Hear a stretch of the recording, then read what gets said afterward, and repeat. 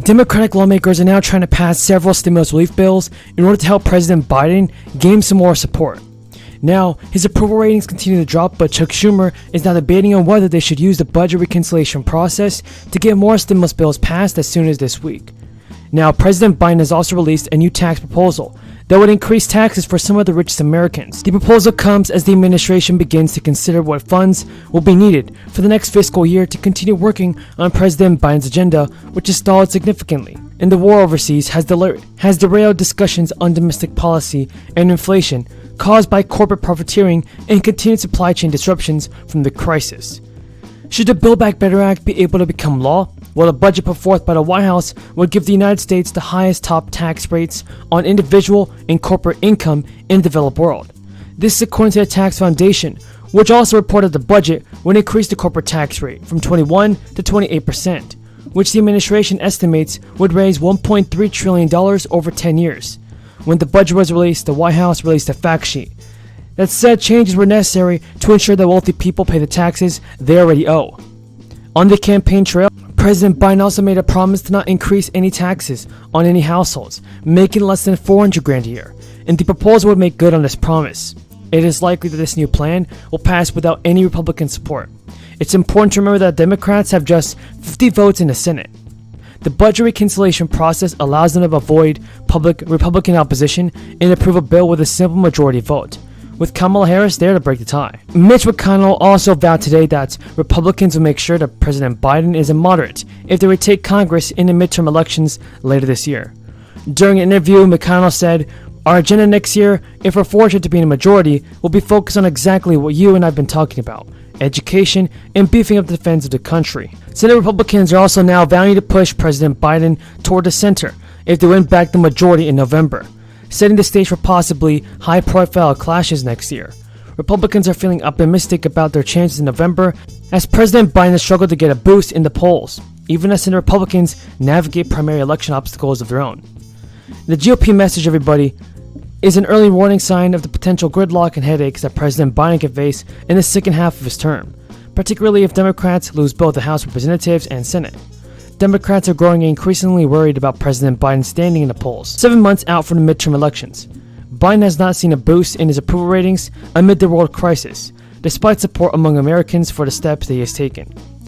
While the economy continues to gain jobs and the unemployment rate is low, something Biden touted on Friday, inflation is at a 40-year high and gas prices are through the roof. Now, Democrats for months have feared that they will lose the House of Representatives majority this fall, and they are worried about losing the Senate too, with polls showing Biden performing poorly in key states. One expert told The Hill, "It's bad, you have an energy crisis that's paralyzing, and inflation is at a 40-year high." Now the news from the job market on Friday was that the United States economy added 431,000 jobs in March, more signs of a strong economy. Yet those figures have not translated into a boost for President Biden. What are your thoughts on the fourth stimulus check? Can President Biden get the job done this year? Tell me what you think in the comments down below. Will be recognized as a great landmark in the struggle of mankind for peace. Never before has such a record been written, and men will read it for 1,000 years in amazement and wonder. You know, in this country, we should not have many, many millions of seniors who have no teeth in their mouths or become sick because they cannot adequately digest their food. That is not acceptable. We cannot continue to have God knows how many seniors who are unable to communicate and listen to their grandchildren or their friends because they can't afford the outrageous cost of hearing aids. There's some good news in Congress about the fourth stimulus check. Developments are being made on the fourth stimulus package for Social Security recipients, and Chuck Schumer just announced his new strategy to get these bills passed through Congress, without Republican support, that is. But first, remember everybody that my goal of this channel is to provide you with the most up-to-date and reliable stimulus check information all the time. I always want to do my very best in helping you folks out with stimulus check information, because I know many of you guys are in need of financial assistance. And I do support the fourth stimulus check. If you do support a fourth stimulus check, get this video to 1,000 likes. Extra financial support for seniors is coming soon for all senior citizens in 2022. This is all because of the recent surge in the crisis, and inflation has definitely been hurting some communities very hard as the crisis only evolves. This is even despite the fact that over 169 million payments have been sent out in the third round of checks. The good news is that there is a continued push for a targeted fourth one. The new surge in the crisis had lawmakers very worried, so it is understandable why Americans want more relief passed. Due to the recent surge, folks, we can expect more economists to urge the Biden administration, as well as Nancy Pelosi, to pass more stimulus checks. Quality corporate profits.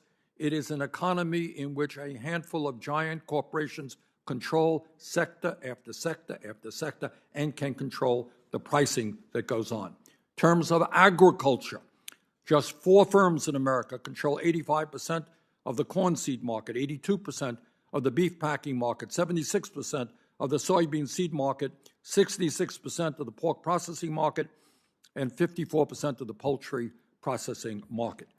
All right, that's agriculture, that's food. In terms of transportation, 4 large companies control 67% of our airlines and 83% of our railways, while just 3 companies control 80% of cargo shipping. In terms of healthcare, over the past 20 years, there's been approximately 1,600 hospital mergers, while 90% of metropolitan hospital markets are considered highly concentrated.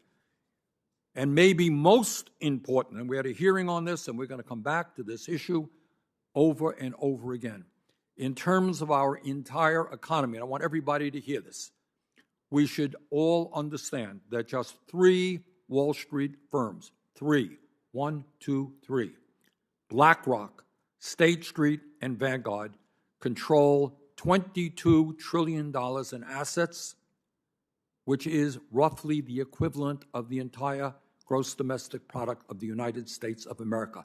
3 companies.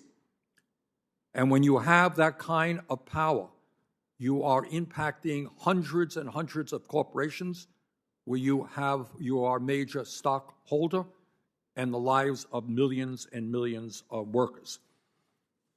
If we are serious about combating inflation and lowering prices, we must aggressively use the antitrust laws that are on the books and introduce new ones as necessary to break up behemoth corporations and increase competition.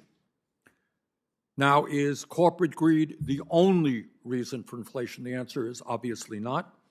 The severe supply chain crisis and the microchip shortage are also contributing to higher consumer prices. But let me remind my colleagues that over the last 30 years, as a result of our disastrous, unfettered free trade policies, corporate America has shut down many thousands of factories and shipped millions of good-paying American jobs to low-wage countries.